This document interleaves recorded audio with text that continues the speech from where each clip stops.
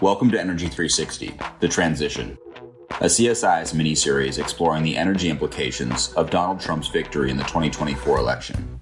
China is the largest emitter of greenhouse gases and the leading global renewable energy manufacturer. The U.S. is the second largest contributor of greenhouse gas emissions and the world's top producer of oil and gas. Any discussion of climate change and energy security must include the world's two great powers. This week, Joseph and I discussed the importance of energy and climate change in the U.S. China relationship with two top experts. Frank Fannon is the managing director of Fannon Global Advisors and a senior advisor with the CSIS Critical Mineral Security Program. He previously served as the first Assistant Secretary of State for Energy Resources under President Donald Trump. Ilaria Mazzocco is the Deputy Director and Senior Fellow with the CSIS Trustee Chair in Chinese Business and Economics. Let's dive in.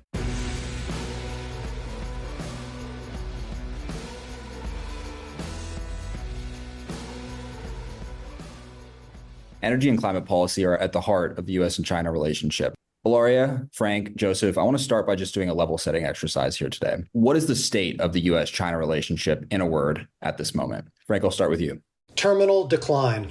Terminal decline. Ilaria? Tense and yet surprisingly still very interdependent. And Joseph? I was going to say ambiguous, which I feel like is the combination of what we've just heard from our two colleagues. I mean, Ilaria, tense but still interdependent. How do you square that with the idea that our relationship may be in terminal decline? I mean, it may be, right? But I'm saying, it is definitely very tense, and I think it has been on a downward trajectory. And yet, I think when you look at all the ties that still remain on the commercial side of things, on the investment, U.S. companies, even on the cultural side of things, right? If you think of even, maybe personal ties that people have, the people-to-people exchanges. I think it reflects the fact that the two countries have really developed very deep ties over the past 40 years, and even before that, frankly. And that's very difficult to disentangle and to cut back on. And so despite having had the policies of de-risking and decoupling over the past few years, depending, how you want to interpret the various policies that have happened, I would definitely say, the U.S. has had a much harsher line on China over the past couple of administrations. Yet we still see that it's a huge, the relationship is still really important. The dependencies are still there. And it's still, I think, going to be a huge challenge to manage this responsibly for the incoming administration. Ilaria, just on the language there real quick, we've heard de-risking, we've heard decoupling. Have we been de-risking and are we headed towards decoupling? What is the right language we should be using here? Oh, that's a tough question there. I mean, I think in part there's a question of language and then there's a question of actual policies, right?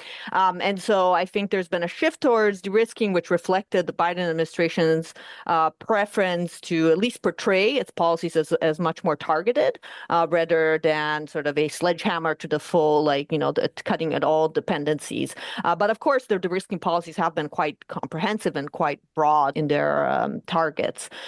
Decoupling has also been a popular term, I think, among those who are more hawkish on China. I think both Republicans and Democrats, but I think it's probably more popular among some people that may be going into the Trump administration. That's going to be something to watch. Is that more of the language we're using? And does that reflect maybe more of a comprehensive policy on trade, for example, right? Certainly, I think 60% tariffs on all trade with China would reflect more of a decoupling strategy rather than a de-risking run, right? De-risking probably being more focused on strategic technologies rather than overall trade. And so I think that's something to watch in, who gets finally appointed to certain, we're still watching who's going to be appointed to Treasury. We don't have full confirmation on where Bob Lighthizer is going, which is interesting. I think for months we've all been saying that's the person we knew was going to be very influential in this administration. He probably still will be, but we still don't have, final confirmation if he's going to USTR or exactly what position he'll have. But I think watching that will also tell us more about whether we'll see a prioritization of sort of that, technology side of things and the dependencies there, or, the trade deficit and more of the economic issues, right? And how that will be balanced. So, Frank, Ilaria has given us a good overview of the state of the U.S.-China relationship. I want to understand how energy fits into this picture and how the U.S. and China respectively think about energy and what their relationship is with energy. I mean, obviously, the U.S. is a net energy exporter. China is a net importer. Could you dive into that a little bit more and explain how that shapes their approach to this very, very important vector of power? You bet. I should first like to just comment on the language discussion. My goodness, do we find ourselves with utilization of tortured language to say something that's clearly evident? The reason why we go through these lengths, and not just us, the United States, but the Europeans as well, coming up with new terms to state the obvious. I think we ought to look at what China's actually doing versus what we're saying. And I think that why we do go through this tortured language is because I think it's something Ilaria pointed to, which is the commercial links. And our companies are the ones who are helping to drive that kind of obfuscation of what's clear. But all of the intelligence reports are quite clear. The FBI China threat webpage is clear. They're behaving in a way that's contrary to our values and seeking to unseat the United States. Whether it's de-risking, decoupling, we ought to start talking about things less euphemistically and more pragmatically. And I suspect that's what you're going to see with Trump administration. And in terms of the energy, I would say that the U.S. approach has generally been somewhat inconsistent over time. It's really tied to, when does the U.S. have energy and when do we not have energy? And the relative security lens that we approach energy kind of goes back and forth. Now we talk a lot about energy security because we have a lot of energy in the United States. The Chinese, however, I would say that they've been consistent throughout history, and that's been especially focused on security. The CCP has directed a policy to develop alternative sources of energy and to leverage existing endowments to the extent to which they have that. In 1987, Deng Xiaoping famously said, "The Middle East has oil, we have rare earths." They developed an industry around that. Similarly, they have domestic coal resources. It's really dirty, but they continue to use it. Last year, China accounted for 95% of the total world's new coal construction. That represented 70 gigawatts of new capacity in China compared to less than 4 gigawatts the rest of the world. If they have it, they will use it. They're not looking at this through a climate lens. It's wholly within a security lens. And that also has led to the build out of a clean energy supply chain, which is certainly now the envy of the world, from the mine site to their manufacturing of clean technologies. It's all about control to not rely on the U.S. Naval Protectorate of oil sea lanes and that diversification push. Whereas America is the world's lone superpower, China is the world's super polluter. And they do that not out of a support for or an antagonism against environmental performance, but because they're really focused on security. Joseph, so Frank has helped us kind of understand each country's relationship with energy. How do you think that affects China in particular, but also the U.S.'s view of energy as an international issue, but then also when it comes to climate and international climate negotiations? I think the most important thing that a lot of our peers don't quite see is a lot of the progress that China makes when deploying renewables, building out EV fleets, are not just climate considerations. It is also the economic security and energy security strategy of the Chinese government to reduce its need for imports of sensitive energy commodities, in particular oil, and to develop the manufacturing capacity to supply the energy systems of the future. So solar panels, wind farms, EVs, and batteries. But the reality is the Chinese economy is large, still very import dependent. And when we think about the bilateral relationship, Chinese buyers are often anchor clients for things like U.S. LNG export facilities. And when I hear our colleagues kind of talk about terminal decline, I wonder how much is that political versus commercial? And Frank, I'd love to hear your thoughts on kind of how you see those things evolving. I think it's a really important point. And let me be clear, I'm looking at China's action, not necessarily some of the commercial relationships.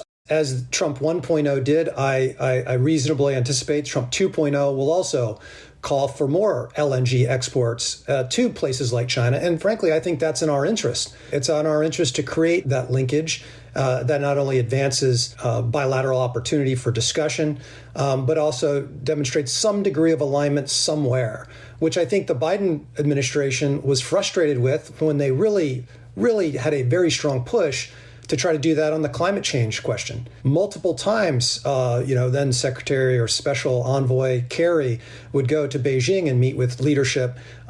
Sometimes would get a meeting, sometimes not, but always really trying. And for each point, the Chinese effectively rebuffed and said that they do not look at this as an area to compartmentalize. They saw it as part of the broader relationship. Would LNG be one of those areas that they would be able to have a collaborative, productive dialogue around? I'm hopeful for that. I think that's a great thing. What I'm speaking about in terms of terminal decline is in part the energy question. What have they been doing on critical minerals? And my expectation that the Trump administration will call, which was kind of like a burgeoning clarion call, reciprocity. What you do here, we should be able to allow us to do there, and vice versa.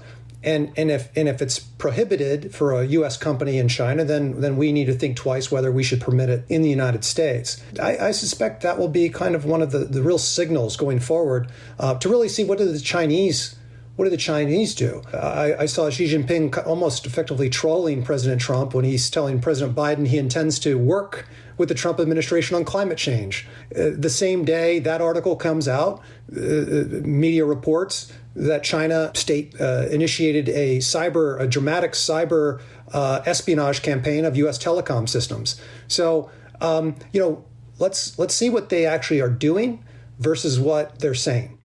I want to explore what may happen and what President Trump may do more. But before we do that, I am interested in understanding what the Biden administration was attempting to do and what worked and what did not. My sense is that the Biden administration, when they came in, realized that climate policy alone was not a uniting enough initiative and wasn't enough to transform the political economy of the United States. And so underpinning of this project with the Inflation Reduction Act and the IIJA as well was an effort to not only advance global decarbonization, but also reindustrialize the U.S. and create jobs and de-risk from China, sort of this three-legged stool to remake the United States as a political economy.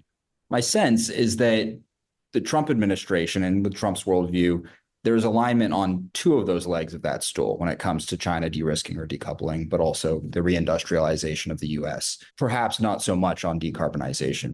Joseph, do you get that sense as well? Is there alignment on 2 out of 3, or is there something that I'm missing here? There has been real alignment. We've seen real alignment in certain political imperatives, reshoring manufacturing. But the challenge when you think about the relationship with China between that I see for the administration shift, or the difference, is that the Biden administration, particularly on matters of climate, really wanted to cooperate, right? That's the biggest emitter in the world.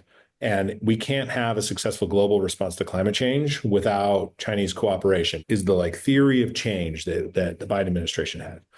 The Trump administration, of course, will acknowledge the same fact base, but much less concerned about using carrots of cooperation to get emissions reductions from China. Instead, I think we'll see a much more concerted effort to either wave off the issue entirely or try to use relatively more aggressive implements to force Chinese decarbonization, whether that is sort of nascent conversations around carbon tariffs or carbon border adjustments, or pushing hard to get the supply chains or value chains that serve American consumers to run ex-China.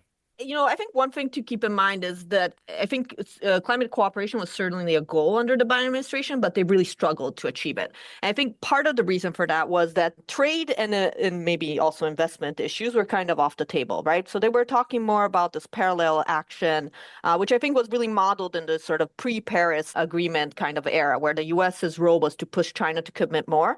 But now China does commit more, right? And arguably has done actually better than the U.S. in aligning some of its sort of industrial policy with its climate policy. They did well, I think, on methane, on pushing China to come up with a methane plan.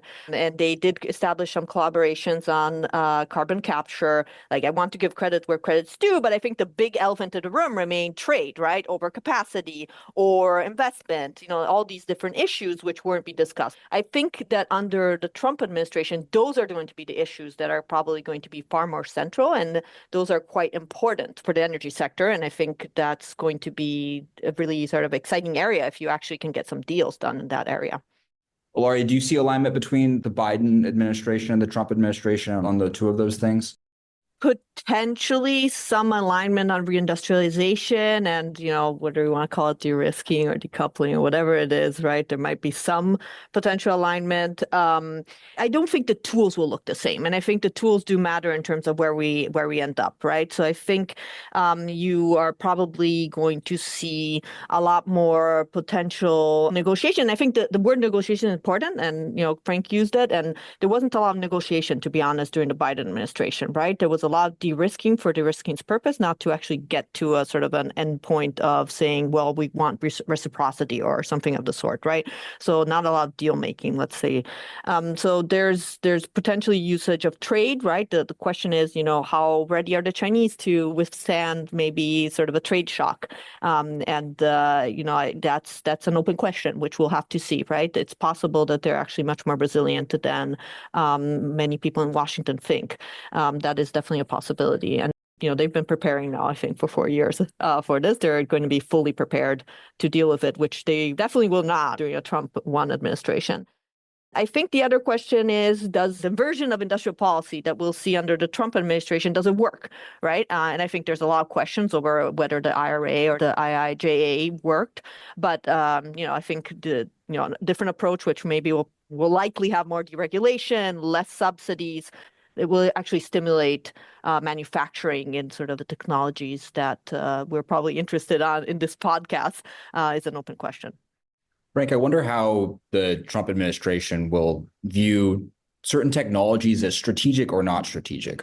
Take solar, for example. Since the Obama administration, there's been a steady ramping up of tariffs on Chinese solar. Under the Biden administration, there was a lot of investment in domestic manufacturing and reshoring that manufacturing. I imagine there's not going to be as much enthusiasm for building up a domestic solar industry under a Trump administration. So, but could we extrapolate that a little bit? How is the Trump administration going to say technology X is strategic, we need to build it, versus technology Y, let them have it, it doesn't matter all that much? First, let me be cognizant that I don't know. I can tell you my best guess. The Trump administration 2.0 will do. What I would suspect is what Joseph was alluding to really was speaking to what is the organizing principle of an administration. The Trump 1.0 organizing principle was security. I would also say that that's in part why the continuation of drill, baby, drill is a tagline, because we have the energy here. It's a jobs program, and it's also a domestic energy security program. The Biden-Harris administration sought as its organizing principle climate change. For the U.S. government to achieve its goal of mitigating climate change, it required China, the world's super polluter, to change its behavior, which also explained the outreach by Secretary Kerry and others throughout the course of the administration. Now, of course, world events interrupted best laid plans. Russia's invasion of Ukraine changed the Europeans' view of LNG imports. As Mike Tyson said, everyone has a plan until you get punched in the face. Well, there were multiple punches. And so we have to anticipate that kind of going forward. Perhaps the most bipartisan sensibility is the threat that China faces. We even have a special subcommittee or special select committee in the House focused on that. And as a result of that, I think that that's pushed certain provisions, including in the Inflation Reduction Act, with respect to the opposition or prohibition against U.S. taxpayer money going to foreign entities of concern. The Biden administration, their objective was to accelerate clean energy deployment to address climate change as quickly and cheaply as possible. So we saw this bit of a different interpretation of the black letter of the law to allow some, whether it's 25%, up to 25% could come from, or the permission to allow Chinese graphite to come into the U.S. market, to be able to qualify for U.S. taxpayer subsidies through 2027. You see this kind of trying to be focused on the security imperative, which has considerable bipartisan appeal, as well as advancing climate change. That'll play out in the technology space as well. I think the solar example is a good one, in that is a cautionary tale. We had at one time, America did have at one time an opportunity to build up solar industry, but we ceded that ground. And now China is by far dominant. So can we do that in other technologies? I think the critical minerals question and creating domestic refining of those minerals, as well as free trade countries and allies, is going to be the next window of opportunity. We don't have a lot of time to achieve real inroads. China is already far ahead. So the Trump administration is very cognizant of how big fossil fuels, how big their role still is in the global and the domestic energy system. And they're very eager to use the geopolitical and economic power of oil and natural gas and so on and so forth. Yet, when it comes to these clean energy technologies, it's clear that they are playing a bigger role in the global energy system and the domestic energy system. Ilaria, I know you spent a lot of time thinking about the electric vehicle sector, about batteries. In the last year or so, there's been controversy around a Chinese firm, CATL, launching this joint venture with Ford in Michigan. This question of joint ventures and foreign direct investment from China, from these companies in China that have great expertise on these technologies, I can see this becoming a flashpoint in the next administration. What should we be paying attention to when it comes to JVs and FDI and where Chinese companies might come in? Or will they be allowed to? Well, so there's a variety of different ways in which Chinese companies and Chinese technology, I would say, is used by American companies or, operates in the United States, right? You have fully owned factories, not as many of those, but then you do have some joint ventures. And then you have, CATL is actually a licensing deal. So there's actually no Chinese ownership. And then there's strategic investments. There's a very broad variety, actually, ways in which, and then there's obviously suppliers, right, that may not even be in the United States that American companies rely on. And I think that's what in part I was pointing at in my initial remarks, that the two countries are still highly interdependent. And when you dig deep into a lot of value chains, there's still a lot of Chinese presence. There's two questions, right? One is, I think Frank pointed to this, is the actual sort of if there's incentives and subsidies and they go to, at least part of that subsidy goes to a Chinese company, is that going to be okay or not, right? I think that's probably likely, that's I think the most controversial side of things. In a way, that kind of goes away as some of these subsidies are removed. The issue is not quite as salient, but that also removes a pretty big tool in the hands of the government, right, where you can actually direct which companies get what. And of course, a lot of Chinese companies, they are in a position of advantage in terms of where they are with their technology, and they may in some cases have more ability to invest abroad because they have somewhat more flexible or ability to tap into state funds in China, right? The interesting thing with clean tech, and I think this is why it should be interesting to people that even people who don't care about climate, is this is clearly the one area where China has a sort of strategic advantage compared to the United States in technology, right? And so the real dilemma is, do we try and do it on our own without any sort of Chinese involvement or reliance on China, which is going to be much more costly? It's unclear that we'll get to the same sort of level as China. It's a catch-up game. Or do we figure out a way in which we can sort of strategically leverage Chinese technology and at the same time sort of limit the national security vulnerabilities that may emerge, right? And I think that the Biden administration really struggled with that. I think they went back and forth. I think there was also, an image problem, and, CATL deal, I think, was very emblematic of that. And there's certainly a lot of people now going to be staffing the Trump administration who had a very negative view on this, right? Certainly Marco Rubio was very, I think, negative on the CATL deal. And there's been a lot of attacks on the Goshan factories. The Michigan one is the one that gets attacked. The Illinois one, by all counts, is up and running and doing all right, and apparently very popular with the local community. And ironically, the Michigan factory would be making the components that would allow the batteries that are being produced in Illinois to be made with components made in the United States rather than be imported from China.